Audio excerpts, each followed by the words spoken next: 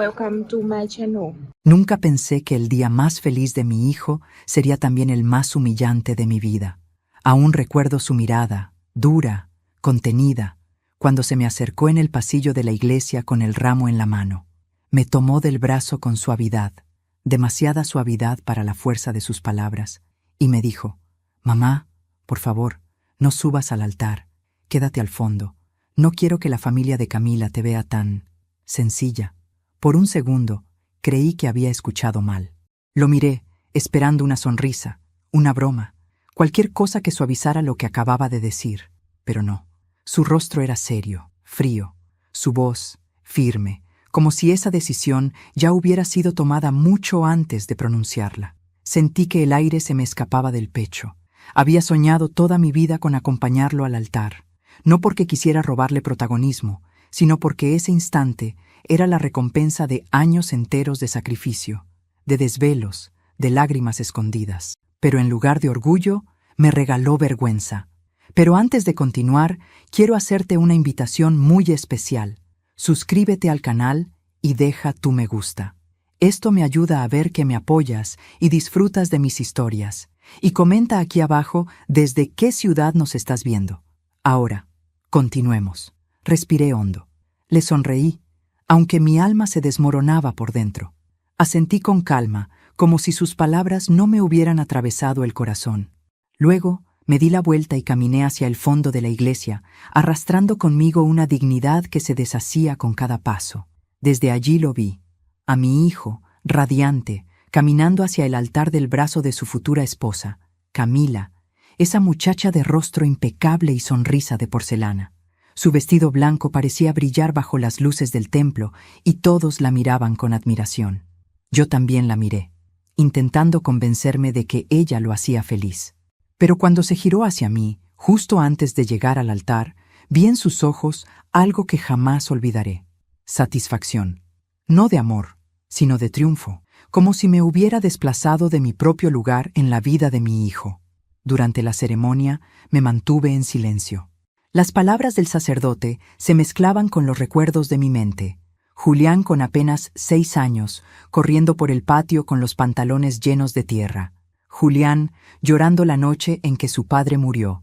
Julián prometiéndome que, cuando fuera grande, me construiría una casa con jardín y me cuidaría siempre. Ese niño ya no existía. Frente a mí había un hombre que no reconocía. Un hombre vestido de traje, con un anillo de oro y un corazón que ya no me pertenecía. Cuando terminó la ceremonia, me acerqué para felicitar a los novios. Camila me dio un beso en la mejilla, seco, como quien saluda a una conocida por compromiso. «Gracias por venir, doña Rosa», dijo con una sonrisa que no le llegaba a los ojos. Doña Rosa. Ni siquiera un suegra, ni un mamá, solo doña, como si yo fuera una invitada más. Mi hijo, por su parte, apenas me rozó la mano. «Luego hablamos, mamá». Luego. Siempre había un luego con él desde que conoció a Camila. Luego me llamaba, luego me visitaba, luego me contaba las cosas. Pero ese luego se convirtió en un nunca. Durante el banquete me senté en una mesa apartada junto a un grupo de invitados que no conocía. Nadie me dirigió la palabra.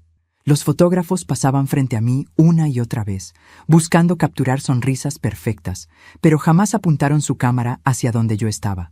Era invisible. Y sin embargo, los veía a todos. A la madre de Camila, presumiendo sus joyas, al padre, brindando con su copa de vino caro, y a mi hijo, riendo entre ellos, intentando parecer uno más de esa familia que nunca lo aceptaría del todo. «Deberías estar orgullosa», me dijo una de las invitadas, sin mirarme siquiera.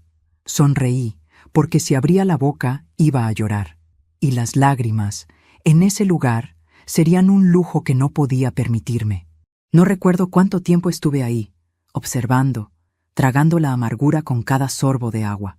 Solo sé que en algún momento, mientras todos bailaban y celebraban, una idea comenzó a gestarse dentro de mí. Primero fue un susurro, luego una certeza. Y finalmente, un plan. No sería hoy, ni mañana, pero el día llegaría. Y cuando llegara, mi hijo sabría lo que significa humillar a quien dio la vida por él. Cuando terminó la fiesta, me acerqué a despedirme. Camila estaba eufórica, rodeada de amigos. Julián me vio, pero fingió no hacerlo. Fue ella quien se adelantó, con esa cortesía falsa que ya conocía. Gracias por venir, doña Rosa. Todo salió perfecto, ¿verdad? Asentí. Sí, todo fue inolvidable. Nos vemos pronto, dijo, dándome una palmada ligera en el hombro. Pero mientras salía del salón, me detuve frente a la puerta y miré hacia atrás, a mi hijo, a la vida que tanto me había costado levantar. Y pensé en todas las noches que me desvelé cuidándolo, en los años que trabajé limpiando casas para pagarle la universidad, todo para que al final yo no mereciera estar al frente en su boda. Esa noche, al llegar a casa, me quité los zapatos, el maquillaje y la sonrisa. Me miré en el espejo y vi a una mujer cansada, con el rostro marcado por la decepción y los años, pero detrás de esos ojos tristes había algo que ni Julián ni Camila conocían, una fuerza dormida, una fuerza que, cuando despierta, no perdona. Me senté frente al escritorio y saqué una hoja en blanco. Empecé a escribir sin pensar, guiada solo por el dolor. No sabía aún lo que diría, pero sí sabía cuándo lo diría. El día en que mi hijo menos lo esperara, y cuando terminara, nadie volvería a pedirme que me quedara al fondo de ningún lugar. Siempre pensé que las personas no cambian de la noche a la mañana, pero estaba equivocada. O tal vez no cambian, solo revelan lo que siempre fueron. Cuando Julián me presentó a Camila por primera vez, recuerdo haber sentido una mezcla de alegría y desconfianza. Ella llegó a casa vestida con una elegancia discreta, perfumada como una flor recién cortada. Tenía una sonrisa amable, esa que parece sincera, pero que no toca los ojos. Apenas entró, me abrazó con delicadeza. «Por fin conozco a la mujer más importante en la vida de Julián», dijo, con una voz dulce. Yo la observé en silencio. Era preciosa, eso no podía negarlo. Cabello liso, manos cuidadas, mirada firme. Demasiado perfecta, pensé. Y la perfección, cuando no tiene alma, suele ser peligrosa. Esa primera cena la preparé con esmero. Pollo al horno, puré casero y el pastel de manzana que siempre le encantó a mi hijo. Quería que Camila se sintiera bienvenida. Pero en cuanto probó el primer bocado, noté cómo frunció apenas los labios. «Qué sabor tan hogareño», comentó. No fue un cumplido, aunque lo disimuló bien. Julián rió. «Mi mamá cocina así desde siempre». Ella sonrió. «Claro, amor. Se nota». Nadie más entendió el comentario, pero a mí me dolió como una espina. No fue lo que dijo, sino cómo lo dijo.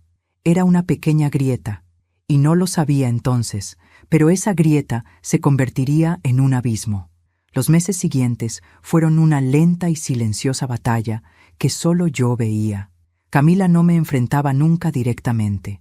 Su guerra era elegante, meticulosa, sin ruido. Primero, comenzó a organizar los encuentros familiares. De pronto, las comidas de domingo pasaron a hacerse en su casa, porque, según ella, tenía más espacio. Luego, las llamadas de Julián empezaron a espaciarse. Y cuando por fin lo escuchaba, notaba su tono distante, distraído. Siempre estaba ocupado. Una tarde, al llegar sin avisar, encontré la puerta cerrada y las luces apagadas. Toqué varias veces, hasta que Camila abrió con una sonrisa tensa. «Doña Rosa, qué sorpresa. Julián no está». «No importa, vine a dejarle una torta». «Ah», dijo mirando el pastel con una mezcla de desdén y condescendencia. «Qué amable. Pero ya estamos evitando los postres caseros, por el azúcar». Fue la primera vez que sentí que no era bienvenida en la vida de mi hijo. Pero no sería la última. Con el tiempo, Camila empezó a opinar sobre todo lo que me concernía. Su mamá debería cambiarse de barrio, le decía a Julián, creyendo que yo no la oía. Ese lugar es tan modesto. No combina con tu imagen profesional. Otras veces, ¿no crees que tu mamá debería vender esa casa vieja? Seguro se la compran bien y así puede mudarse cerca de nosotros. Siempre sonaba preocupada, protectora, como si pensara en mi bienestar. Pero cada palabra suya era una semilla de distancia sembrada con precisión quirúrgica. Y Julián se dejaba guiar. Era un buen hombre, pero débil cuando se trataba del amor. No sabía decir no. No sabía notar el veneno detrás de las sonrisas. O tal vez lo sabía y prefería no verlo. Una noche, mientras veía televisión, sonó el teléfono. Era él. Mamá, Camila y yo queríamos contarte algo, dijo con entusiasmo. Estamos pensando en casarnos. Me quedé en silencio, sonriendo sola frente al aparato. Eso es maravilloso, hijo. Sí, y por eso... Bueno, te lo quería pedir de frente, pero no quiero que te lo tomes a mal. ¿Qué cosa? Camila cree que deberías vender la casa. Dice que mantenerla sola te cuesta mucho. ¿Y a ti qué te parece? Creo que tiene razón. Mi garganta se cerró. Esa casa no era solo paredes y tejas. Era la vida de tu padre, el eco de su risa, el lugar donde creciste. Pero no dije nada. Solo murmuré. Si eso es lo que ustedes piensan, lo consideraré. Cuando colgué, sentí que acababa de perder la primera batalla. Al día siguiente, Camila apareció con un café y una sonrisa amable. No quiero que piense que la estamos presionando, dijo cruzando las piernas con elegancia. Solo pensamos en su comodidad. Lo sé. Ustedes son muy atentos. Además, añadió, el dinero podría servir para ayudarnos con el departamento nuevo. Después de todo, Julián quiere que vivamos cerca. Ahí lo entendí. No querían ayudarme. Querían quitarme lo poco que me quedaba. Sonreí. Le serví café. Y mientras hablábamos de cosas triviales, tomé una decisión en silencio. Jamás sabrían hasta dónde podía llegar una madre herida. Pasaron los meses. Vendí la casa, porque sabía que negarme solo lo enfrentaría a ella. El dinero se fue rápido, como todo lo que se da sin agradecimiento. Julián me prometió que más adelante me devolvería algo, pero ese más adelante nunca llegó. Terminé alquilando un pequeño departamento. Las paredes eran frías, el silencio inmenso. A veces me sorprendía hablándole al retrato de mi esposo. ¿Ves lo que criamos?, le decía con la voz quebrada. ¿En qué momento se nos torció el destino? Pero dentro de todo ese dolor comenzó a crecer algo nuevo, una calma extraña, peligrosa. Una especie de fuego lento que no se apaga con lágrimas, el fuego de la claridad, de entender que hay heridas que no se curan, pero pueden usarse para crear justicia. Una tarde, encontré un sobre en el buzón. Era la invitación a la boda. Una tarjeta elegante, con letras doradas y mi nombre escrito con tinta plateada. Doña Rosa Vargas y acompañante. Acompañante. Como si no fuera su madre. Como si yo fuera una invitada más. La abrí y la volví a cerrar varias veces, incapaz de decidir si debía sentir orgullo o tristeza. Mi hijo se casaba. El mismo hijo que antes me pedía que le arreglara la corbata y le besara la frente antes de salir de casa, ahora me pedía que no se notara que era su madre. Esa noche me senté a escribir en un cuaderno viejo. Las palabras salían solas, impulsadas por un corazón roto pero lúcido. No sabía aún qué escribiría el día de su boda, pero sabía que hablaría. Y cuando lo hiciera, nadie en esa sala olvidaría mi voz, porque a veces el amor calla, y otras veces el amor hace temblar las paredes. Dicen que uno no sabe cuánto pesa una casa hasta que empieza a vaciarla. Cada objeto, cada cuadro, cada pedazo de tela tiene un alma escondida, un suspiro, una historia que se niega a ser empacada. Y aquel día, mientras recorría mi vieja casa con las manos temblorosas, entendí que estaba enterrando más de 40 años de mi vida. Había decidido venderla. No por gusto, sino por necesidad. O eso me repetía a mí misma cada vez que las lágrimas me nublaban la vista. Julián y Camila decían que era lo mejor. Una casa grande solo para ti es demasiado trabajo, insistían. Podrías estar más cómoda en un apartamento pequeño, sin tantas escaleras, sin tantas cosas viejas. Pero esas cosas viejas eran mi historia.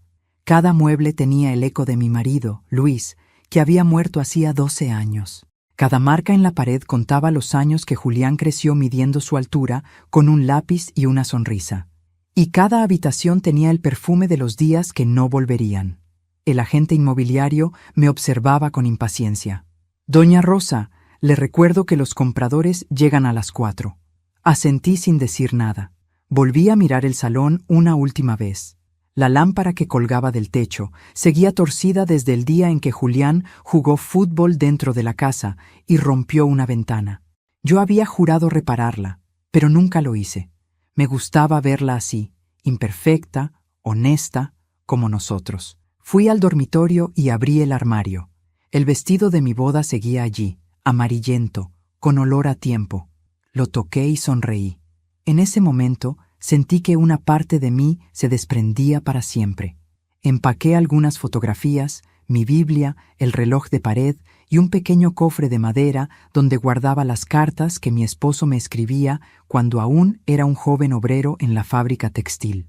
«Si un día el mundo te da la espalda», decía una de ellas, «prométeme que no olvidarás quién eres». Esa frase resonó dentro de mí como una advertencia, y aunque no lo sabía todavía, esa promesa sería la que me sostendría en los días más oscuros. Cuando los compradores llegaron, todo ocurrió demasiado rápido.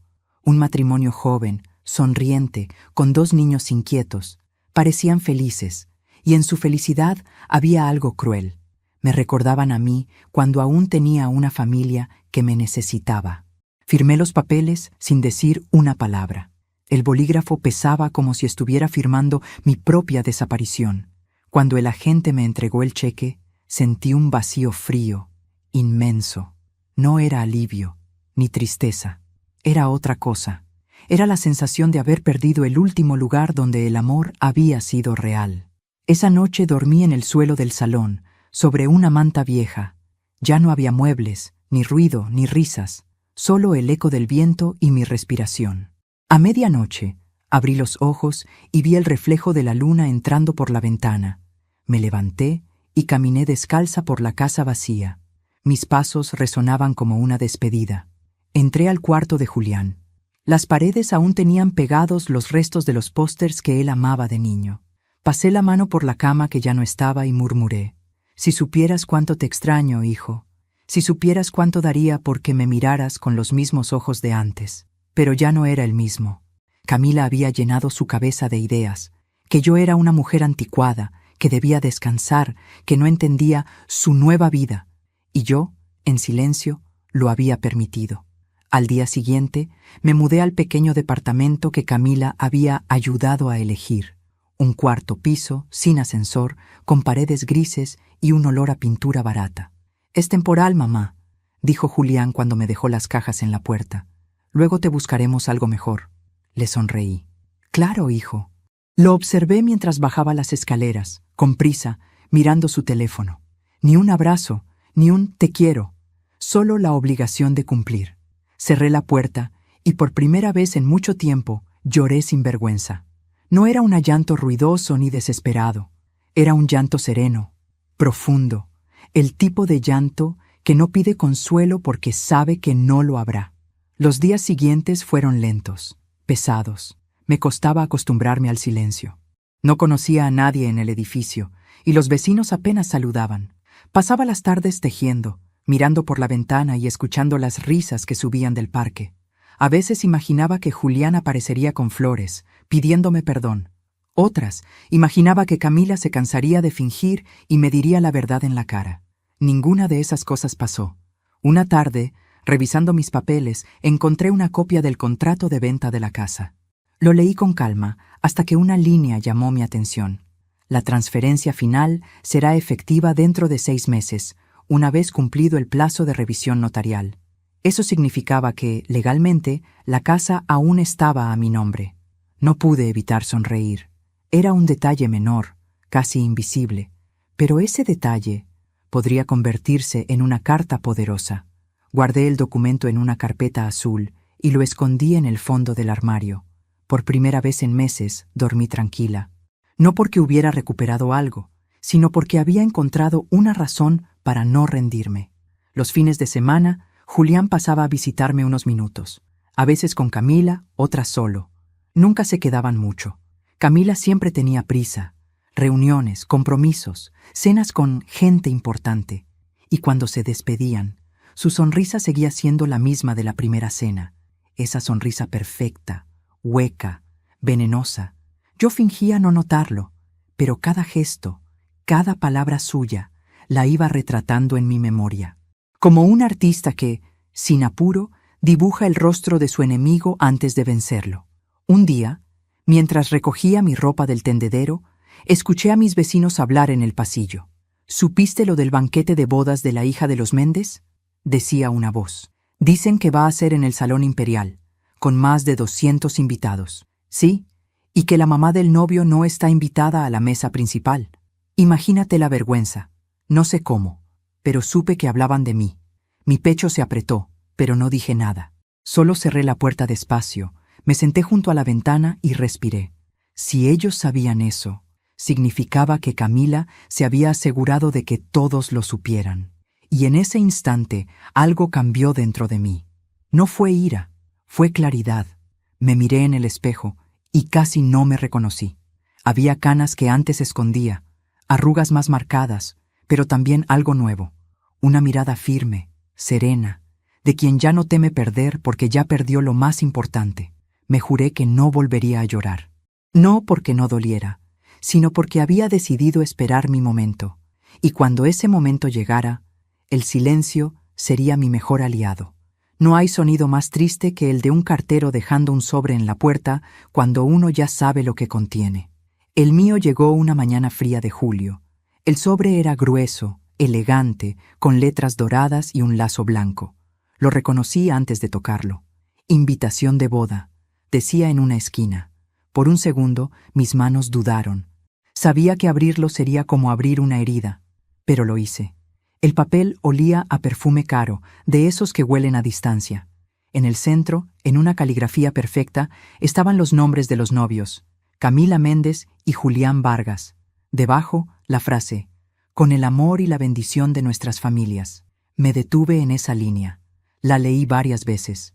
Nuestras familias. Una palabra tan grande, y sin embargo, yo no estaba ahí. Seguí leyendo. El lugar, Salón Imperial. La fecha, sábado 15 de septiembre.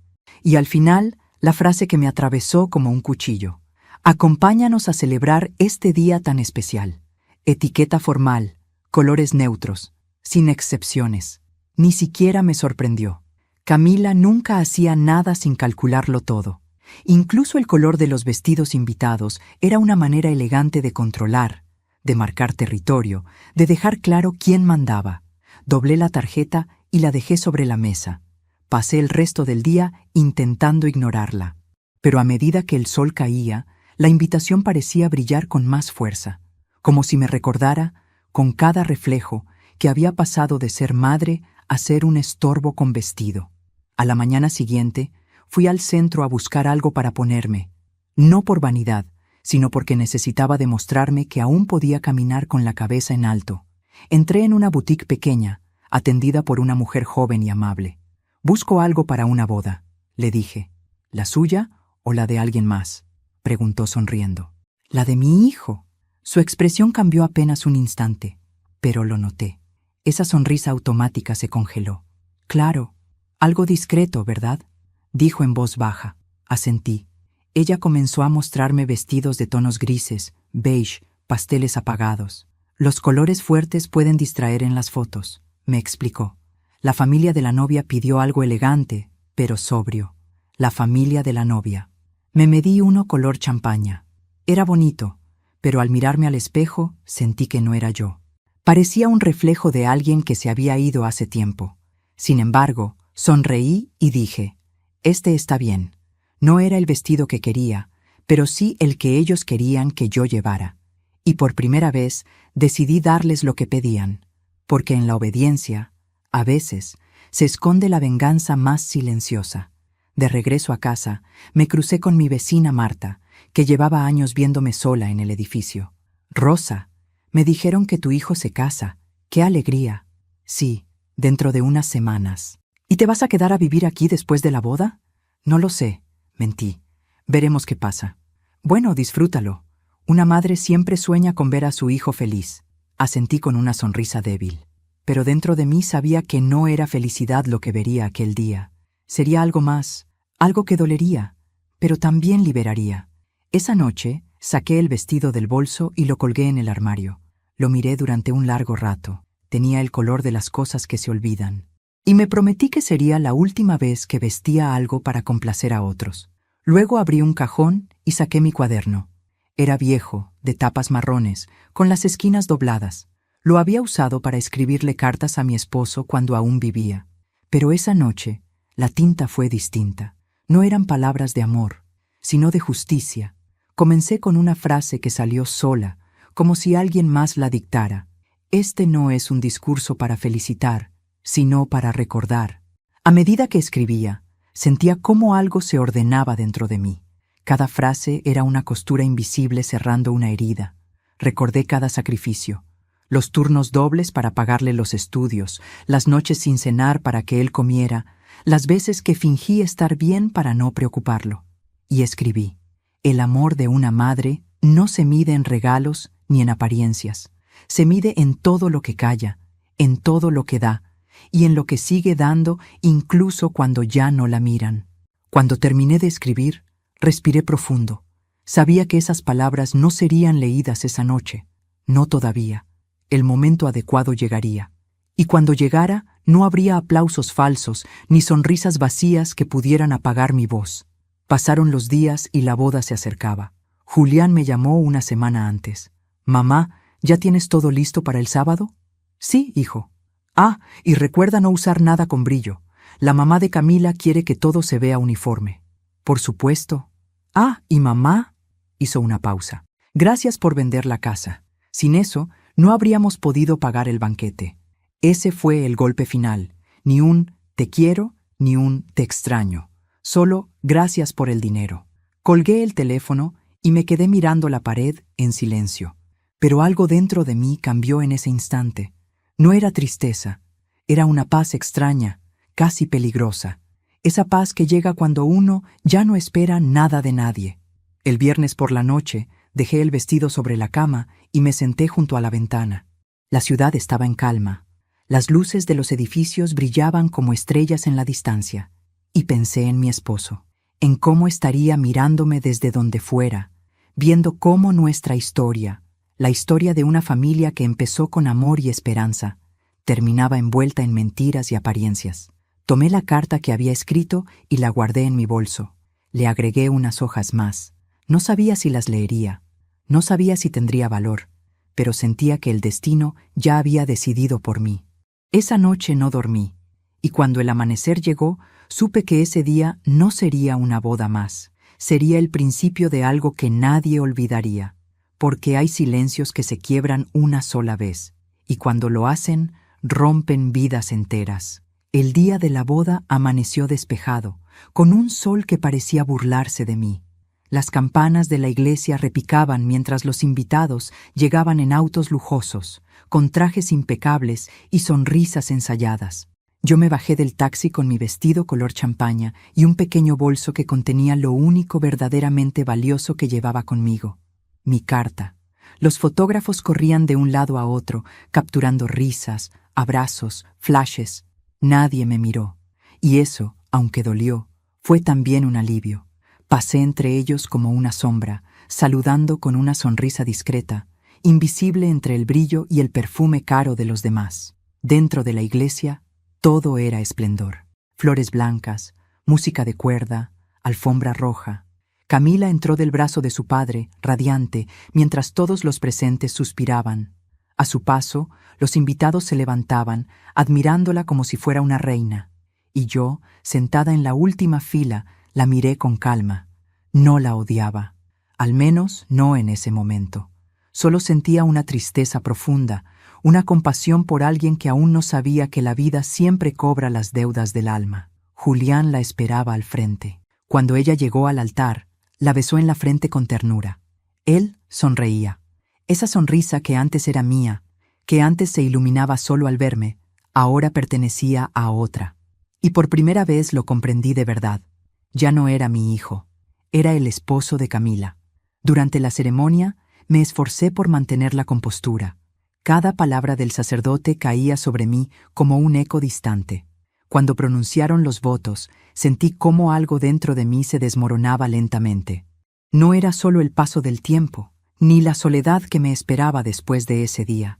Era el reconocimiento de que todo lo que había dado, cada sacrificio, cada desvelo, había sido olvidado.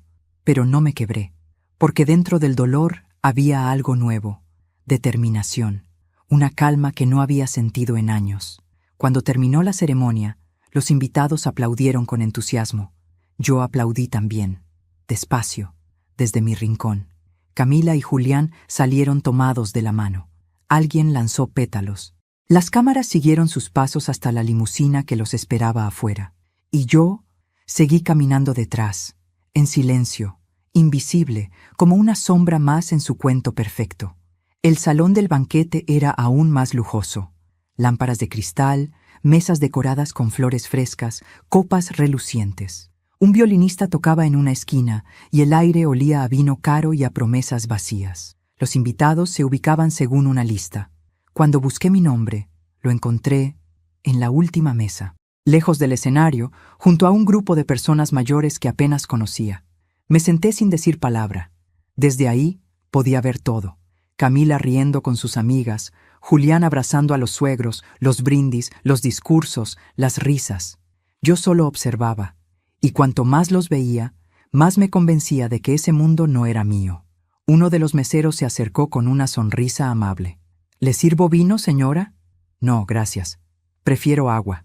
Quizás notó algo en mi tono, porque me miró unos segundos antes de irse, y por un instante sentí que alguien, aunque fuera un extraño, me había visto de verdad.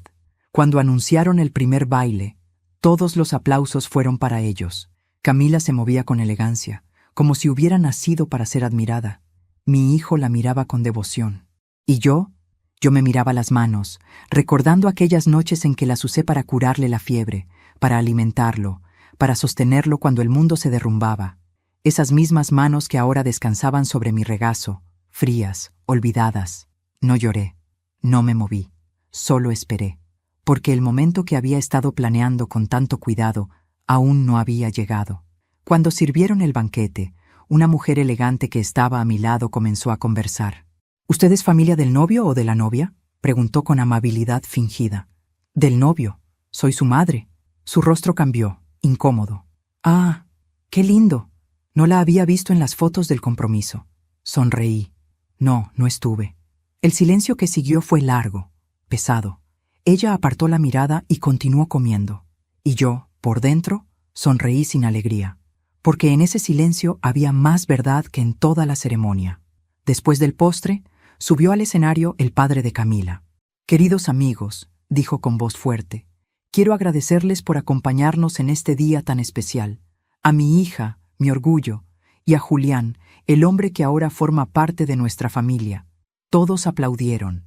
Él levantó su copa y añadió, y a Rosa, la madre de Julián, le damos las gracias por criar a un hijo tan maravilloso. Los aplausos volvieron.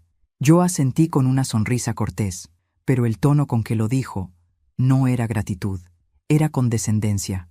La forma en que alguien agradece un favor que cree superior a su mérito. Y entonces, mientras el salón seguía riendo y brindando, escuché mi nombre. Rosa. Era Camila, con su voz melodiosa. ¿Por qué no se acerca al frente para tomarse una foto con nosotros? Todos voltearon a mirarme. Sonreí, respiré hondo y caminé despacio hacia el escenario.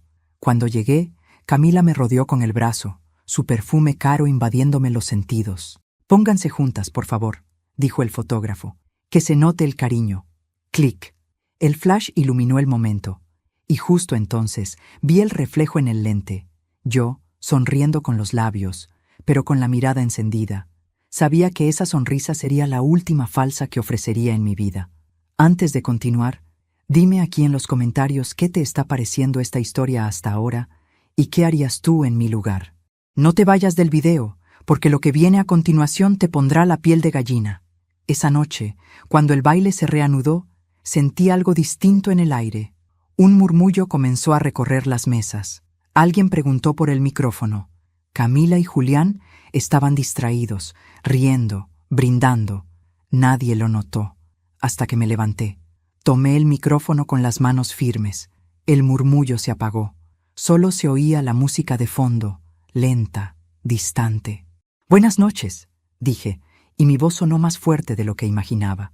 Soy Rosa Vargas, la madre del novio. Todas las miradas se posaron en mí.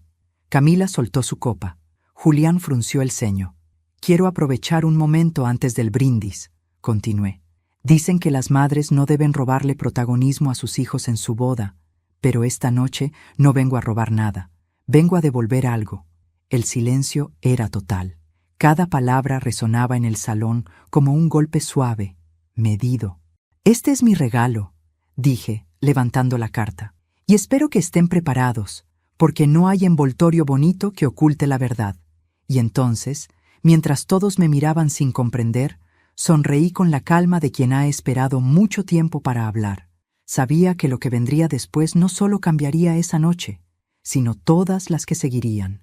No sentí miedo, ni temblor en las manos, ni vértigo.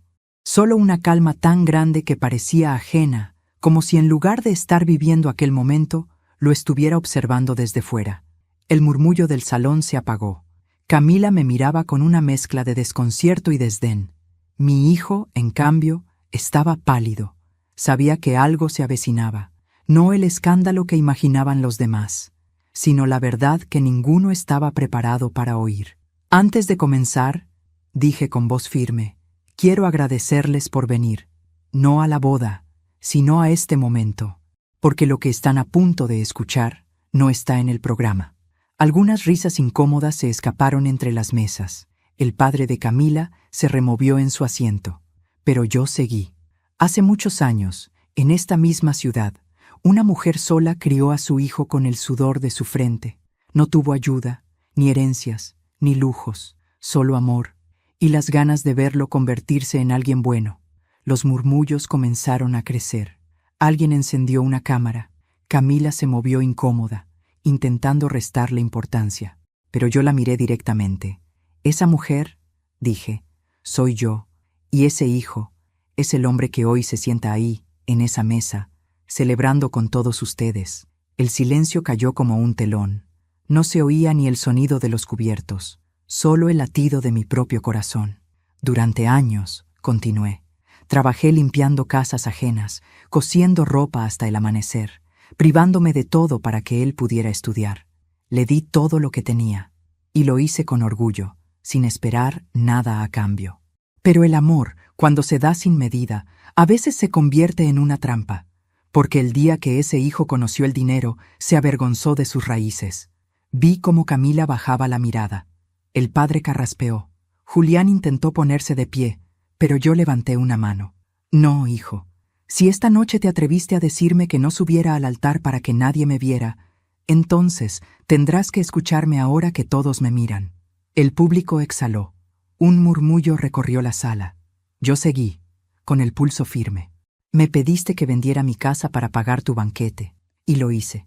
Me pediste que desapareciera para no incomodar a tu esposa, y también lo hice. Pero hay algo que olvidaste, Julián. Yo no firmé la cesión final. La casa sigue a mi nombre. El rostro de Camila se transformó. Pasó del desconcierto a la furia. Julián se llevó una mano al rostro, murmurando algo inaudible. Así es, dije con serenidad. La casa donde planeaban vivir, la que usaron como garantía para sus préstamos, me pertenece legalmente. Y quiero aprovechar este momento para anunciar que, desde esta noche, esa casa será donada al Hogar Santa Lucía, el orfanato donde trabajé más de 20 años. El público reaccionó, primero con asombro, luego con un silencio que pesaba. Hasta el violinista dejó de tocar. Camila se levantó de golpe. «Esto es una locura», gritó. «No puede hacer eso». La miré con calma. «Puedo, y ya lo hice. Los papeles están firmados. Tú querías una madre discreta, ¿verdad? Pues ya no tendrás madre, ni casa, ni dinero que provenga de mis manos». El padre de Camila se levantó también. «Esto es inaceptable. Está arruinando una boda». «No», respondí. «Estoy evitando que una mentira siga creciendo». Julián dio un paso al frente, temblando. «Mamá, ¿por qué haces esto?» Lo miré a los ojos. «Porque te amo, hijo, y el amor verdadero no te deja seguir construyendo tu vida sobre la vergüenza. Tú no solo me negaste un lugar en tu boda, me negaste el derecho a existir en tu historia». Mis palabras lo golpearon más fuerte que cualquier grito. Lo vi inclinar la cabeza, quebrado, y por un instante sentí pena. Pero no era momento de debilidad. Tomé aire y miré al público. Sé que muchos aquí me juzgarán. Dirán que una madre no debería hacer esto en el día más importante de su hijo. Pero les aseguro algo. Este no era su día más importante. Este será el día en que aprenderá que una madre no se mide por lo que da, sino por lo que no está dispuesta a seguir perdiendo. Camila intentó acercarse al micrófono. «Esto es humillante», susurró con la voz temblorosa. «No, querida», dije, con una serenidad que la desarmó. «Humillante fue cuando me hiciste sentarme al fondo de la iglesia para que nadie me viera. Humillante fue cuando me llamaste doña delante de mis nietos futuros, porque mamá te sonaba vulgar. Esta noche, por primera vez, me ves como soy. Y créeme, no lo olvidarás jamás». Alguien comenzó a aplaudir. Primero fue tímido, apenas un gesto aislado. Luego, otro y otro. En segundos, el salón entero estalló en aplausos.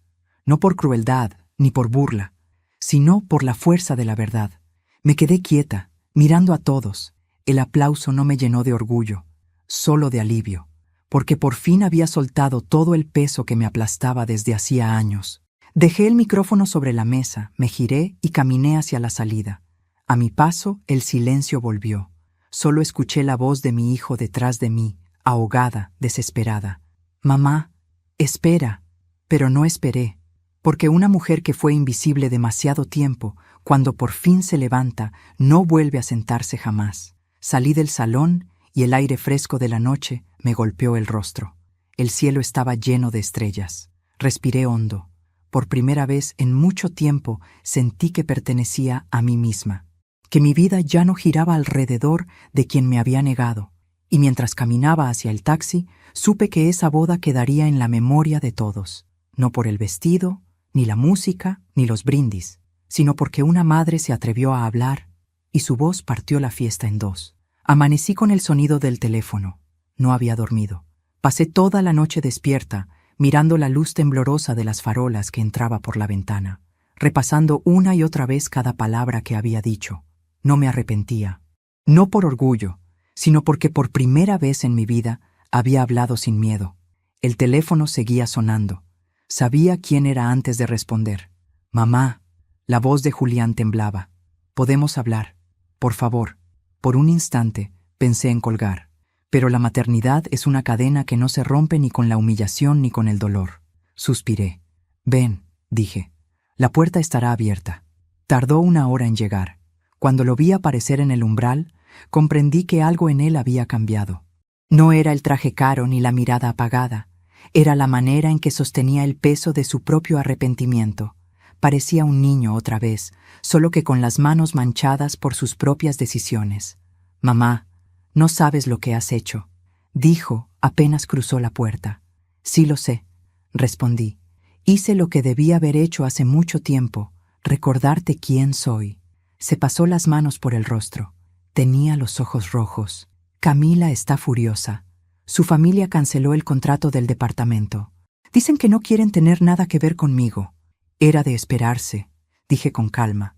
«Las familias que viven de las apariencias se desmoronan cuando las luces se apagan. Yo solo quería que estuvieras orgullosa de mí», susurró. Lo miré. «¿Orgullosa? Julián, te habría amado aunque hubieras seguido vendiendo periódicos en la esquina. Pero tú confundiste el orgullo con el ego y el amor con la vergüenza». Se sentó, derrotado. «No quería hacerte daño. Lo sé», dije suavemente, «pero lo hiciste. Y ahora tendrás que aprender que el daño también enseña». Se hizo un silencio largo, lleno de cosas que ya no necesitaban explicarse. Yo lo observaba, intentando reconciliar al niño que crié con el hombre que tenía delante.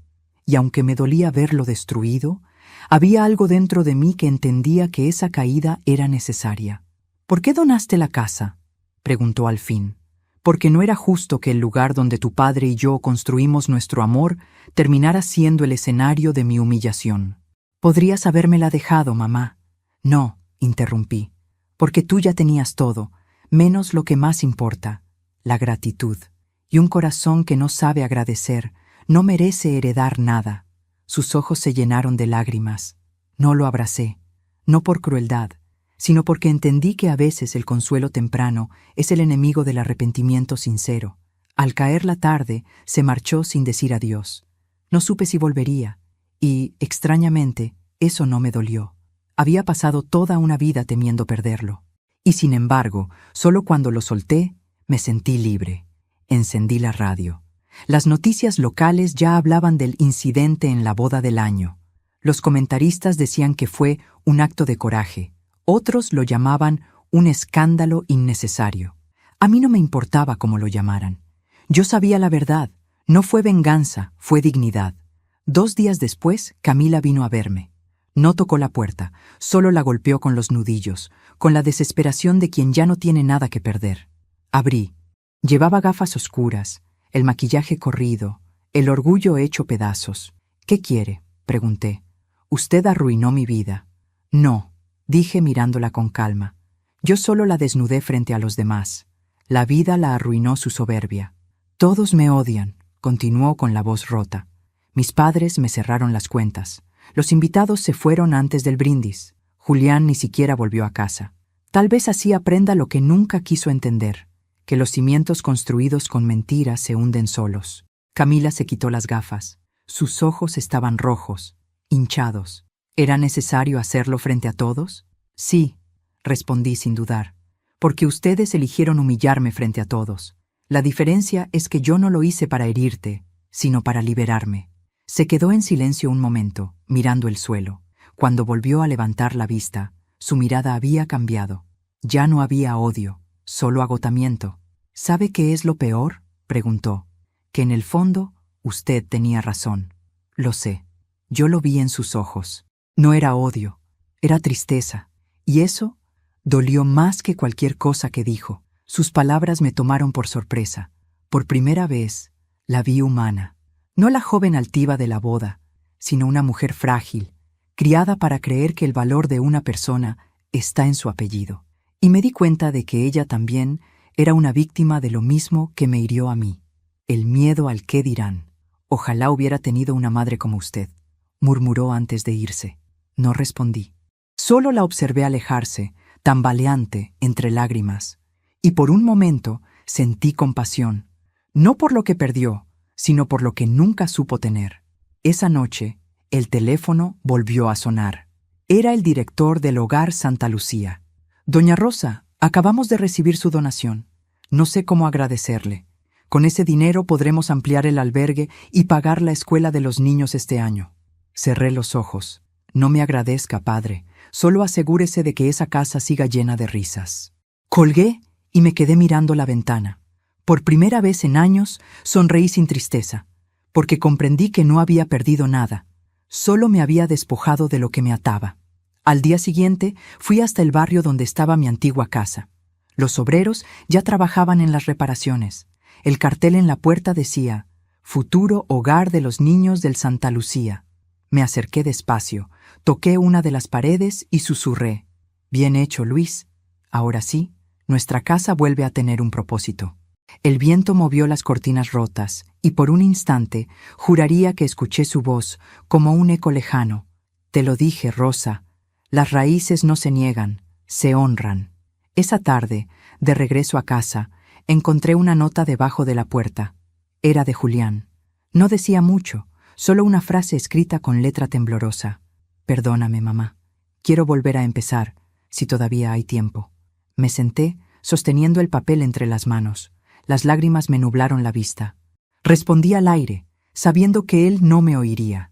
«Siempre hay tiempo, hijo. Pero esta vez, el camino de regreso tendrás que hacerlo tú». Me serví una taza de té, abrí la ventana y respiré el aire fresco de la tarde. El mundo seguía igual, pero yo no. Mi corazón, por primera vez en décadas, estaba en paz. Y mientras el sol se escondía, comprendí que el verdadero regalo no fue el escándalo, ni la casa, ni el dinero perdido. Fue haberme devuelto a mí misma. Porque cuando una madre recupera su voz, no hay silencio que vuelva a encerrarla. Dicen que con el tiempo el dolor se apaga. No es verdad. El dolor no desaparece. Aprende a transformarse. Deja de ser herida para volverse sabiduría. Deja de ser llanto para convertirse en memoria. Y así, con el paso de los meses, comprendí que lo que ocurrió en aquella boda no fue el final de mi historia, sino el comienzo del resto de mi vida. Durante años fui una mujer que callaba. Callé por amor, por miedo, por costumbre. Callé cuando debía defenderme, cuando debía decir «basta», cuando debía recordarme que también merecía ser amada. Pero aquella noche, Con el micrófono entre mis manos, el silencio me devolvió la voz, y aunque muchos lo llamaron escándalo, para mí fue redención. Han pasado 6 meses desde entonces. Julián viene a verme cada domingo. Ya no llega en autos caros ni con trajes de diseñador. Ahora aparece con ropa sencilla, con flores en las manos y los ojos llenos de humildad. A veces no dice nada, solo se sienta conmigo en el jardín, en silencio, como si las palabras fueran innecesarias. Yo lo observo, y en sus gestos reconozco al niño que alguna vez fui todo su mundo. Aquel que dormía abrazado a mi cuello, que prometía cuidarme cuando fuera grande. Por momentos siento rabia, sí, pero dura poco. El amor de una madre es una raíz que no se arranca. Se dobla, se hiere, se marchita, pero siempre vuelve a crecer. Una tarde me trajo una caja. «Es tuya», me dijo. Dentro estaban las cartas de mi esposo, las mismas que creí perdidas. Camila las había guardado en el altillo, añadió. Dijo que algún día te las devolvería. Lo miré y no supe si creerle, pero no importó, porque aquellas cartas eran un puente hacia mi pasado y leerlas me recordó por qué había amado y por qué seguía creyendo en la bondad, incluso después de todo. Camila, supe por otros, se fue de la ciudad. La última vez que la vi fue aquella tarde en que vino a pedirme perdón. Tenía los ojos hinchados y la voz quebrada. No la odié. ¿Cómo odiar a alguien que nunca aprendió a amar sin condiciones? Solo le deseé que encontrara la paz que siempre buscó en los lugares equivocados. Y aunque no lo dije en voz alta, le agradecí, porque sin ella, Julián y yo tal vez nunca habríamos visto con claridad cuánto habíamos perdido intentando agradar a los demás. Hoy mi vida transcurre en otro ritmo. Cada mañana me levanto antes del amanecer, preparo té y camino hasta el hogar Santa Lucía, la misma casa que alguna vez fue mía y que ahora pertenece a decenas de niños sin familia. A veces me reciben con gritos, otras con risas, otras con lágrimas, pero siempre me reciben. Ellos me llaman Abuela Rosa. Me abrazan sin preguntar de dónde vengo, ni qué tuve que perder para llegar allí. En sus ojos no hay juicio ni lástima, solo cariño. Y en ese cariño encontré lo que había buscado toda la vida, un amor que no exige nada a cambio. Cuando los veo jugar en el patio, pienso en cómo la vida me quitó un hogar, solo para devolverme muchos más, porque cada niño que sonríe dentro de esas paredes es una victoria contra el olvido. Y cada risa que escucho es una prueba de que el amor, cuando se entrega desde el alma, nunca se desperdicia. Hay días en que Julián me acompaña al orfanato. Se queda mirando cómo los pequeños corren alrededor mío. Uno de ellos lo tomó de la mano hace poco y le dijo, «¿Tú también eres hijo de la abuela Rosa?» Julián sonrió, con los ojos llenos de lágrimas. «Sí», respondió, «pero tuve que perderme para recordarlo». Esa frase se me quedó grabada, porque en ella entendí que mi hijo había aprendido por fin la lección más importante, que el amor no se hereda, se honra. En las tardes, cuando el sol cae detrás de las colinas, suelo sentarme frente a la ventana y leer las cartas de mi esposo. Cada palabra suya parece escrita para este momento de mi vida. En una de ellas dice, «Rosa, cuando el mundo te cierre las puertas, abre una tú misma.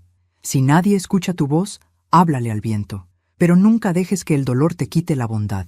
Y eso hago, porque entendí que la verdadera fortaleza no está en endurecerse, sino en seguir siendo buena cuando la vida te da razones para dejar de serlo. A veces me detengo a pensar en todo lo que pasó, en la boda, en las miradas, en el escándalo, y me pregunto si me arrepiento. No, no me arrepiento, porque si no hubiera pasado, seguiría viviendo escondida en las sombras del respeto mal entendido. Seguiría creyendo que amar significa callar, y que ser madre significa desaparecer cuando el hijo se avergüenza. Pero el amor, el verdadero amor, no se humilla, se sostiene en pie, incluso cuando tiembla. Aprendí que el perdón no siempre se dice en voz alta. A veces es una mano que se tiende sin palabras, o un silencio compartido al caer la tarde. Y que la dignidad no es orgullo, es recordar que vales, incluso cuando los demás lo olvidan. La vida, después de todo, me enseñó que se puede empezar de nuevo a cualquier edad, que nunca es tarde para perdonarse por haber callado tanto, y que cada arruga en el rostro es solo un mapa de lo que sobrevivimos. Ya no temo envejecer, Temía no haber vivido, y eso ya no me pasa, porque ahora despierto cada mañana con gratitud, porque tengo paz, y la paz, créeme, vale más que cualquier apellido. Si estás escuchando mi historia, quiero que recuerdes algo, desde donde estés. El amor no se demuestra aguantando humillaciones, ni se mide en sacrificios que borran tu voz. El amor verdadero no pide que te escondas, ni que te rebajes. El amor verdadero te levanta. Y cuando aprendes eso, ya nadie vuelve a ponerte de rodillas. Soy Rosa Vargas, una madre que perdió mucho, pero que lo recuperó todo cuando aprendió a amarse a sí misma. Y esta fue mi historia. Si te conmovió, suscríbete al canal y deja tu me gusta.